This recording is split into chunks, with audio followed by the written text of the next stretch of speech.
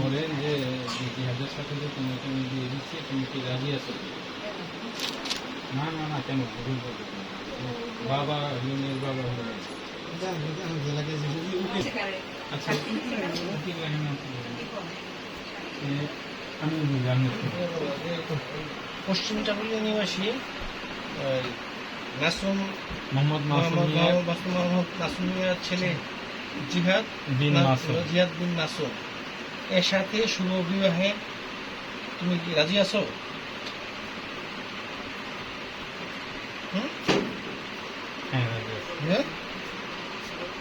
বলো, কবুল বলো। রাজি আছো কিনা সেটা আর বলো, রাজি আছো? যাক, আলহামদুলিল্লাহ। আপনার মেয়ে তাসলিম সুলতানা সিনহাকে জনাব মাসুম মিয়ার ছেলে জিহাদ বিন মাসুমের কাছে বিয়ে দিতে সম্মত আছেন?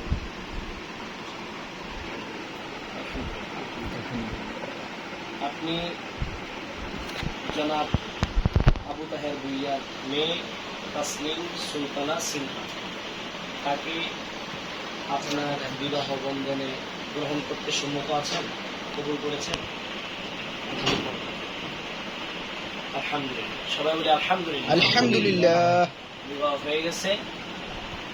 বিবাহের পরবর্তী একটা দোয়া পড়া হয় সবের জন্য, এটা আমরা সবাই পড়তে পারি, যেহেতু সবার মুখস্থ নাই আমি বলছি, আপনারা আমার সাথে বলবেন। বারাকাল্লাহু লাক বারাকাল্লাহু লাক ওয়া বারাকা আলাইক ওয়া বারাকা আলাইক ওয়া জামাআ বাইনাকুমা ফি খাইর ওয়া জামাআ বানা। আবার বলুন। বারাকাল্লাহু লাক বারাকাল্লাহু লাক ওয়া বারাকা আলাইক ওয়া বারাকা আলাইক ওয়া জামাআ বাইনাকুমা ফি খাইর ওয়া জামাআ বানাকুমা ফি খাইর ফিল খাইর। অর্থ অনেক সুন্দর, যে আল্লাহ তাআলা তোমাকে বরকত দান করুক, তোমাদের উপরে বরকত দান করুক এবং তোমাদের উভয়কে কল্যাণের সাথে একত্র করে দেবে। অনেক সুন্দর অর্থ। আলহামদুলিল্লাহ, বিয়ে হয়ে গেছে। আলহামদুলিল্লাহ। আমরা বিয়ের খুতবার মধ্যে কোরআনে কারীমের 3টা আয়াত পড়েছি। নবীজি বিয়ের খুতবাতে এই 3টা আয়াত পাঠ করতেন। তো সূরা নিসার প্রথম আয়াত, আলে ইমরানের একখানা আয়াত এবং আরো একটি আয়াত, মোট 3টি আয়াত। এই 3টি আয়াতের মধ্যে মৌলিক কথা একটা বলা আছে, সেটা হচ্ছে ইয়া আইয়ুহান নাসু তাকু রাব্বাকুম। সূরা নিসার আয়াতে বলা আছে, হে মানব সকল, তোমরা তোমাদের রবকে ভয় করো, যিনি তোমাদেরকে সৃষ্টি করেছেন নারী পুরুষ রূপে।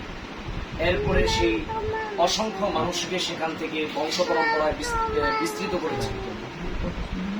এরপর আরেকটি আয়াতে আছে যেটা আমরা পড়েছি, হে ইমানদারগণ, তোমরা আল্লাহকে পরিপূর্ণরূপে ভয় করো এবং তোমরা পূর্ণরূপে আল্লাহর সামনে অনুগত না হয়ে মৃত্যুবরণ করো।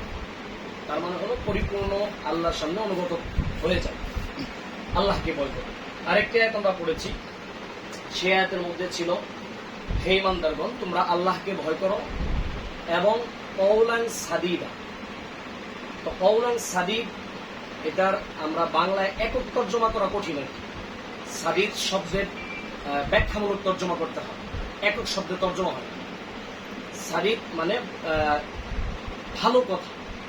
তো এটা হলো ভালো, সুন্দর, সঠিক, মানে কথার যতগুলো গুণ হতে পারে সেই সবগুলো গুণের সমন্বিত কথাটা বলে।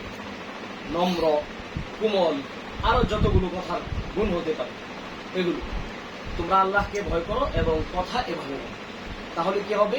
ইসলিহ লাকুম আ'মালাকুম, আল্লাহ তোমাদের আমলকে সংশোধন করে দিবেন। ওয়া ইয়াগফির লাকুম যুনুবাকুম, এবং তোমাদের পাপ সমূহকে তিনি ক্ষমা করে দিবেন।